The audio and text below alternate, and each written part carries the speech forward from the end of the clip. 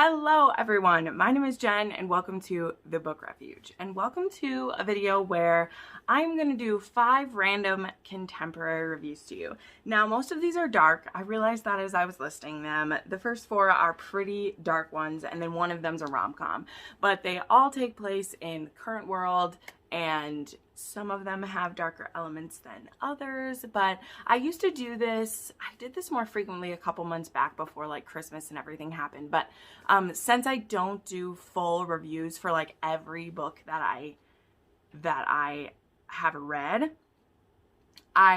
because I just read too much, I like to every once in a while just pick like 5 books that they don't have a theme, they don't like go in certain boxes or fit in certain places, but I just want to talk more in depth about them than I got to in my like weekly wrap-ups or in my monthly wrap-ups. And so in this case I have 5 books. Most of them are from this year, one is from last year, that were all like 5 or 6 stars for me on my scale, and I just want to talk more about them. And as I've been reading some darker books again lately, like I said, 4 of these are pretty dark and one of them is pretty light. So I thought I would start with the light one and then we'll get into the darkness, because if you've been following my weekly reviews, you know I've been reading some pretty crazy things. But I wanted to start with one that I did talk about a little bit last year because it was really fun. But last year I actually went through an R.S. Gray binge and I read, I mean, nowhere near all of her books because woman's got a lot, but I read about 10 of them,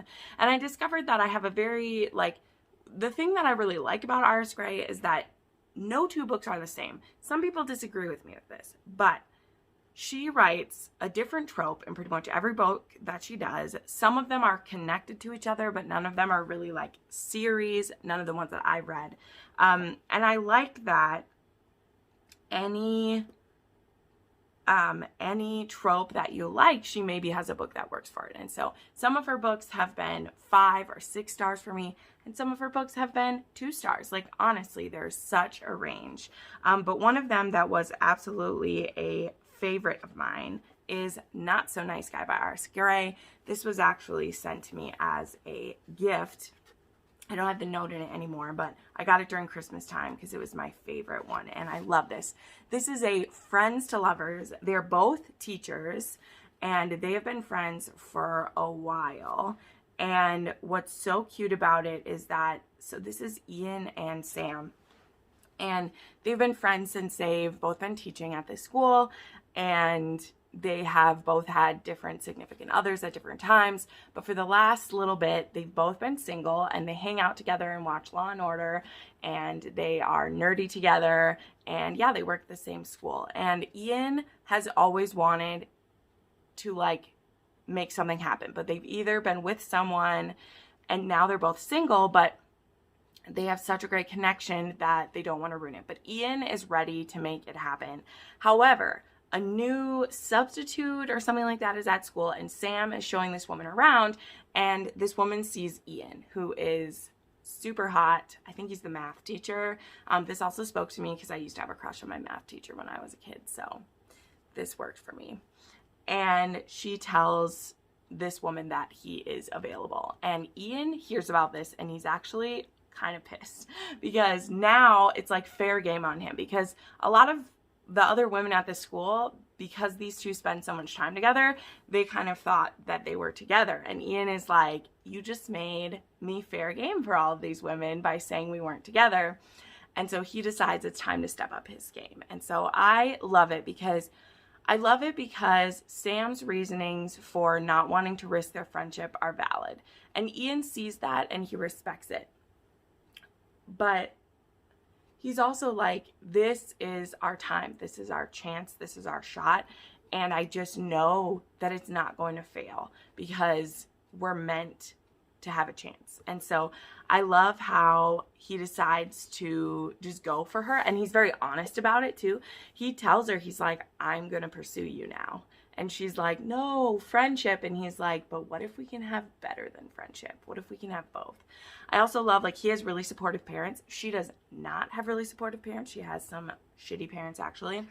But his parents, like, know that he likes her, and they are very, like, encouraging of him to go after her. And so there ends up being kind of the interesting conflict in this book is that they have a no fraternization policy at their school. And so if people find out that they're dating, one of them could be forced to resign.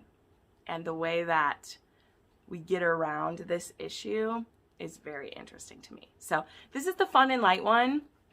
If you don't like dark romance, I mean, stick around because maybe I'll convince you to read one, but it only gets darker from here. We'll maybe go up by darkness level. So we'll actually go to A Lesson in Blackmail by Katie Robichaux next.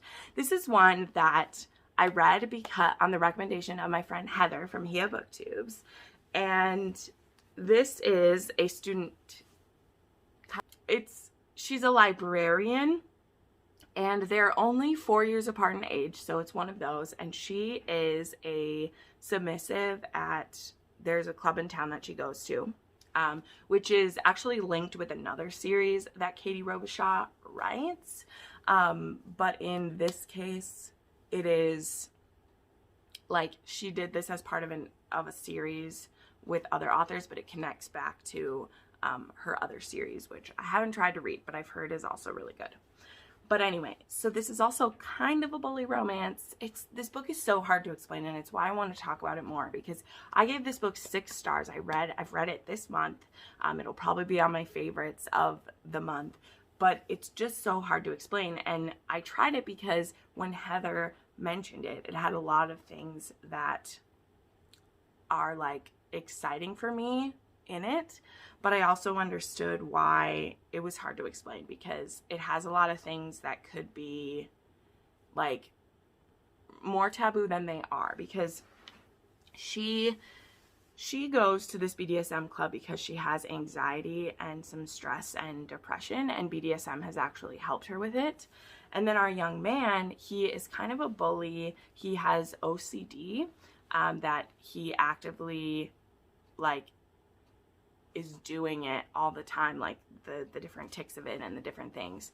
And he's kind of like, he's the son of some like sponsors of the school, and so he's very powerful position, and he likes to pick at this librarian. Now this like bully part only lasts for the first like 2 or 3 chapters of this book, because we very quickly get into what's the meat of this story. This is actually kind of novella length. It's only 200 pages. I wish it was so much bigger than it was, because this dynamic was fascinating. But anyway, he likes to pick at her a little bit, and so he actually follows her home one night and is like watching her, and then he sees her leave wearing like a trench coat and stuff, and he's like, what is she doing? And he sees that she's wearing heels and like has her makeup, and he's like, what is this teacher doing? And so he follows her to this club, and the club like isn't really open yet because she got there early, and so he's able to like sneak in and sees her take off her coat and sees what she's wearing, and he's just like, oh my god. And then it clicks for him like kind of what's happening, because he's watched porn before, so he knows, but he's just fascinated. And so nothing like at the club happens, because he's just walked in and seen her, and she looks and sees him and is like, oh my god, he's gonna ruin my life.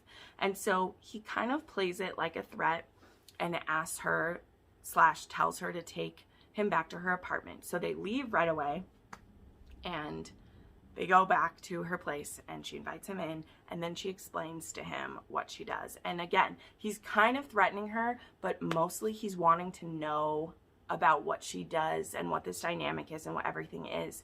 And when she explains it, he's like, oh my god, that sounds amazing. And it's so hard to explain. And she does some things that are pretty dangerous. She lets him try out some of these things with her. He is 18, she's 22. It's very clear that like, though she should have the power because of like student teacher thing, he clearly has the power because he's rich. He could have her fired. He could manipulate her if he wanted, and he's bigger and stronger than her. So it's really him who has his power dynamic. And the reason why it's funny that it's called A Lesson in Blackmail is because that threat of the blackmail is there for just a little bit, because he immediately is like very just in awe of her and wants to know more. And when he explains like the struggles that he has, she's like, I think you might be a good candidate for being a dom. So the things that are dangerous is that they practice BDSM for the first time with someone who's never done it and doesn't understand the rules, like at her house. But they're super into each other, and so they do experiment a little bit.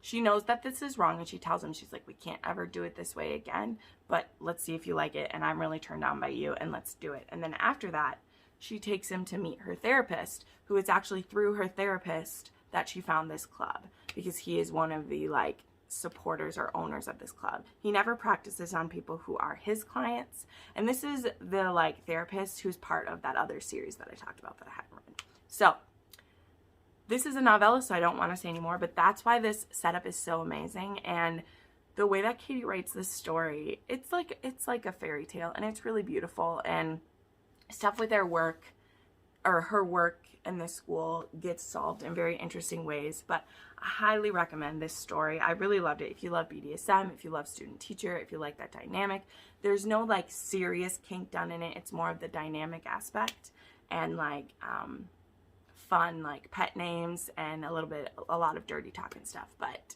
I really, really loved it. I understand why Heather liked it so much, and it got a 6 star for me because I also love when the dom is the younger of the two. I love when the dom is the inexperienced person, and those are things you do not find very often, because usually the doms are very powerful people in control who have lots of money. I mean, he has those things, but usually they're older, and usually the submissive is new, and I really liked that he was the one who needed teaching, which was great.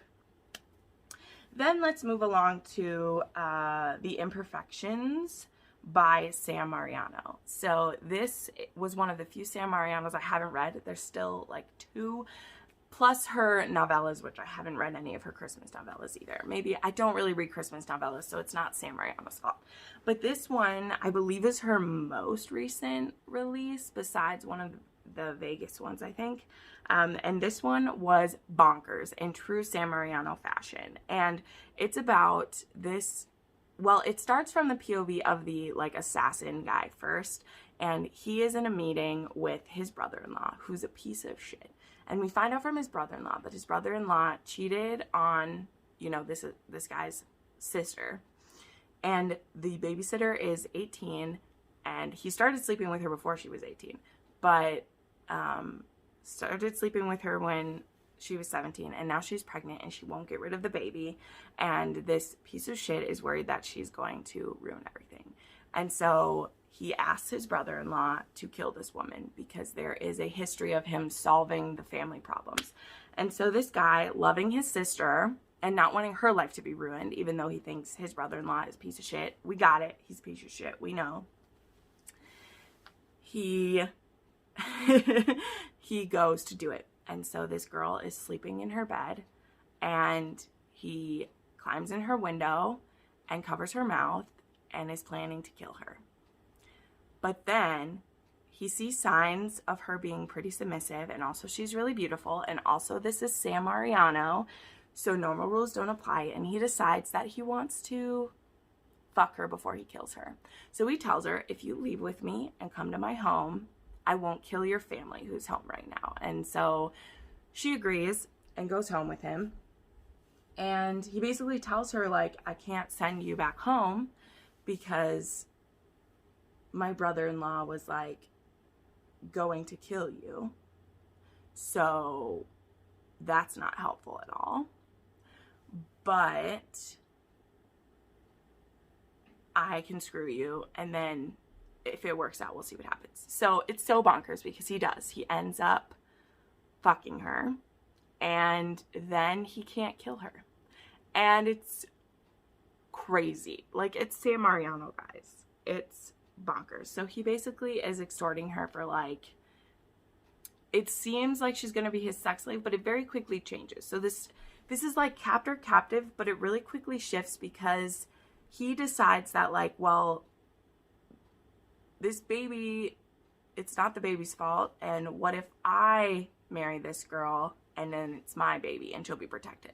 Like, seriously, what's the logic in this? And she, like, it's so hard to explain this book, but it was so crazy and it's Sam Mariano, and it was 5 stars, and I loved it. And this one, strangely, it was like darker than Untouchable, but not, because though the initial like mind game of him bringing her home to screw her before he killed her is just so, like, that is a dark thing, you just like start to see the layers peeled back from him, and you start to see her be like, well, I'm gonna make the best of this situation that I can. And she's like, I don't want you to hurt my family. You don't seem like a horrible guy, which it's like, yes, he is. But she's attracted to the darkness in him, just like she was kind of attracted to his brother-in-law and his like demanding qualities. Except the difference is this assassin is like gonna take care of her. But then we have to deal with the fallout of like, his brother-in-law is gonna be like, why didn't you kill this chick? You're gonna raise this baby that is mine. Like, it's crazy. But it's Sam Mariano, and it worked for me. And if you have liked some of her other writings, give it a try. Just remember it's bonkers, and then I tried to warn you, but I really liked it. And I don't know what category this book fits in, so I needed to put it in this. Then I got to talk about Cora Reilly. And now I wanted to think about this really well, because I reread all these books. They're actually like stacked behind me down there, with some of my friends recently, and I was having a fantastic time doing it. And a couple of the books on reread stood out more than they had before. And I wanted to pick one to put on here, but I didn't just want to say Bound by Honor, because I feel like there are a couple ways to enter into this series. I mean, the best and most satisfying way, of course, is to start with Bound by Honor and go all the way through the Born in Blood series and then go all the way through the Cora Chronicles. That is the most satisfying way. But when I did my reread, I realized that there was one book that really stuck out that you could do as a test read to see if you would want to get involved in the series, because this book doesn't really touch any of the other books until the very end, when we are introduced to some characters that we have already read about. And that book is Bound by Vengeance. So this fits chronologically as book 5. I love the inside of it too. And this is kind of a Beauty and the Beast retelling. We have a mafia enforcer for the Las Vegas Cora. He has a very wicked boss, but the light decided to completely screw with me, so sorry. And he is an enforcer, and we come across a situation where one of the Comora's like lieutenants has betrayed the capo.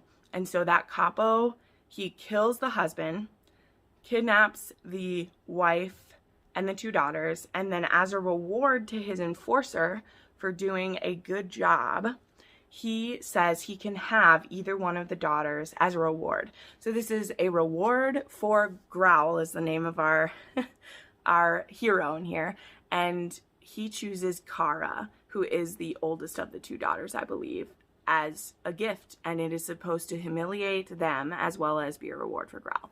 And so Growl takes this woman home to his crappy home because he doesn't believe that he deserves more, and Cora is just like, I'm going to be ruined. He's going to destroy my life, and I'm going to become his toy, and then I'm going to die painfully, and it's going to be horrible. But the thing is, Growl really, truly, honestly sees Cora as a gift to him.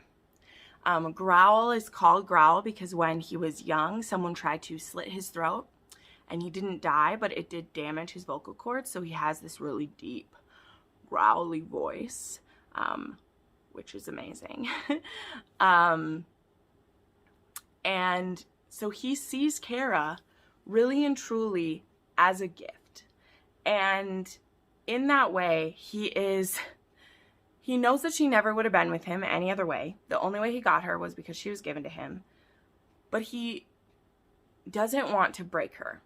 And it's his little bit of defiance against the capo, because this capo, there are secrets about him. We absolutely hate him. He's a horrible, sadistic person, and he's awful.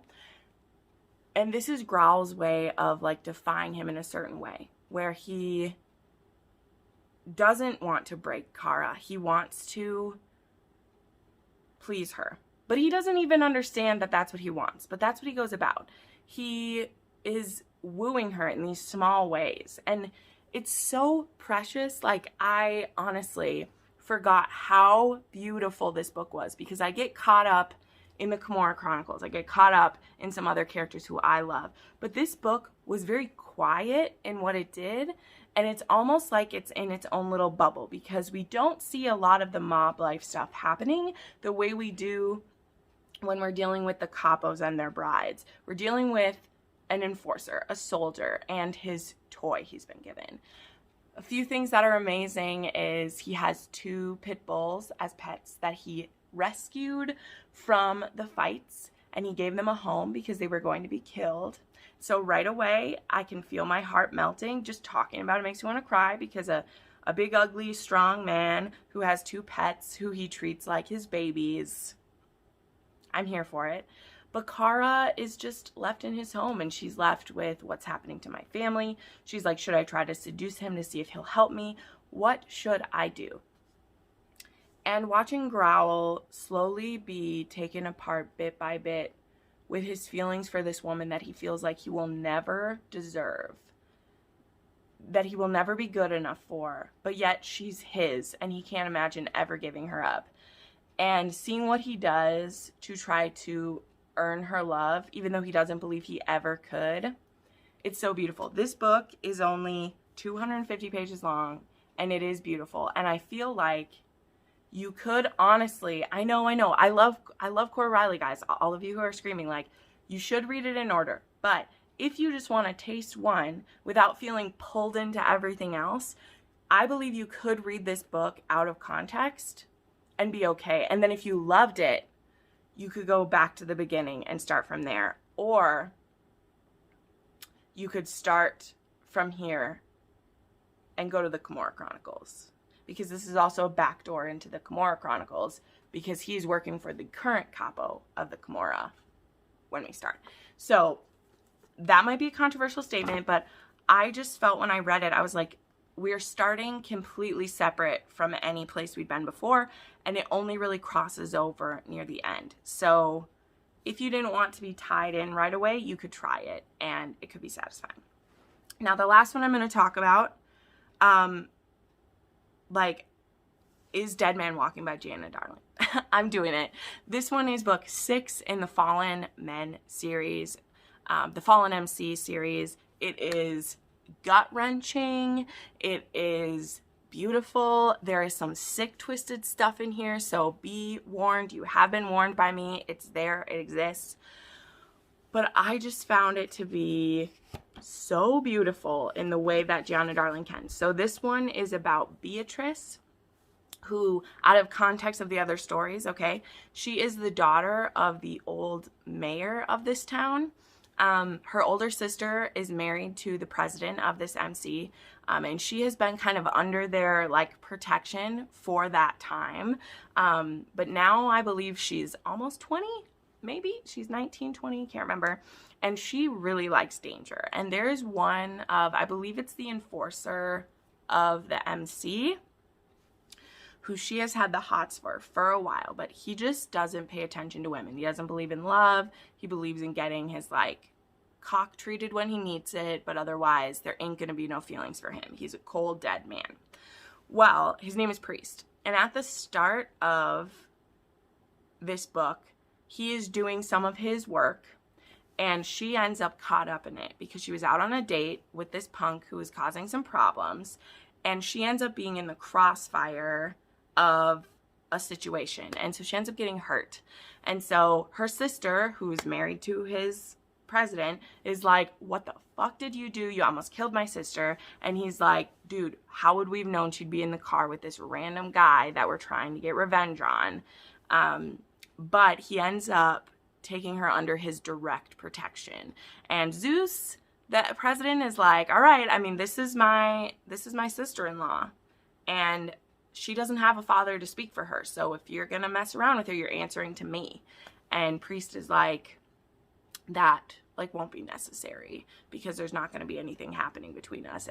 And Zeus is kind of like, all right, but this girl's pretty into you. And so we get to see B, who is just fearless. She likes danger, she likes pain, and she is willing to go after it, okay? Like, she is willing to go for it. And she knows Priest is dangerous and dark and twisty. And she's not afraid to just grasp it with both hands. And so there is just such a beautiful way that Giana Darling writes her books. I absolutely love this hero and the insight into his brain. I love the twisted sex that they have. Like, this book is... I didn't say it about any of these. That's how good the stories are. All of these books have crazy, dirty sex. Even Not So Nice Guy. It's a completely different kind of sex than you're going to get in Dead Man Walking. But all of these books have just the chemistry between B and Priest. This is also an age gap. I think it's about a 10-year age gap. There's blood play, knife play, breath play. Like, this one's got a lot of those things. It's much darker. But this one also didn't feel as, like, drowned out in the MC politics. Because I've shared this quite a few times. I loved books 1 and 2 in this series. Books 3 and 4 didn't really work for me. They were okay, but I just didn't really care about those characters as much. Then books 5, and now this one 6, I'm still just so into it. I'm so into it. Giana Darling, in her most recent, like, newsletter, she had an extended epilogue for B and Priest, and I just ate that shit up. It made me so happy. So... yeah. Okay, this video was all over the place. You knew, like, I warned you it was going to be kind of all over the place. Definitely check out the trigger warnings for a lot of the books that I mentioned. I forgot to say that at the front because I've just been reading so dark lately that I haven't even thought about the trigger warnings, but definitely do that. Make sure you check out channel memberships if you'd like to spend some more time with me. And you can always find me on my socials, which are in my link tree down below. Thank you so much for watching this, and I'll see you in the next video. Bye.